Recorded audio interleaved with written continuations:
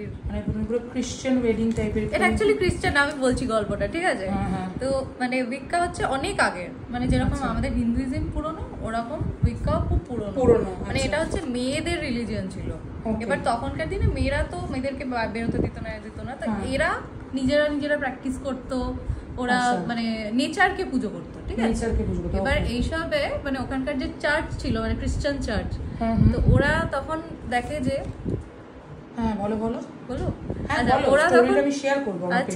ওরা তখন দেখে যে এই মেয়েগুলো তো খুব মানে ইন্ডিপেন্ডেন্ট হয়ে যাচ্ছে, ঠিক আছে? তখন ওদের তো পছন্দ না সেটা, তখন ওরা সবাইকে বলে যে ওই যে বলে না যে উইচ হান্ট বলে এটাকে, তো উইচরা সবার ক্ষতি করছে এই করছে বলে ওদেরকে মানে জীবন্ত জ্বালিয়ে দিত, ঠিক আছে?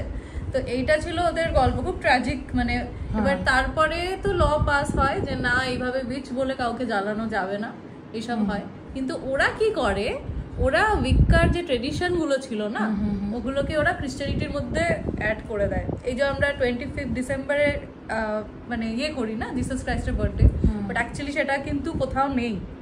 25 ডিসেম্বর হচ্ছে একটা উইক্কান ফেস্টিভ্যাল আছে, স্যাটার্নালিয়া বলে। তো এইগুলো আগে ছিল, কিন্তু তারপর ওরা দেখলো যে প্রচুর লোক এটা ফলো করছে, পেগান ট্রেডিশন আছে সেগুলো ফলো করছে।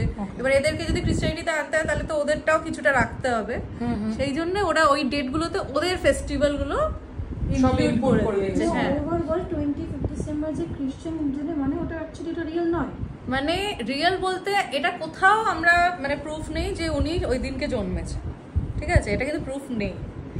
তো বাট ওই আগে এই ফেস্টিভ্যাল গুলো হতো, মানে রোমে হতো, তারপরে তোমার স্কটল্যান্ডে হতো।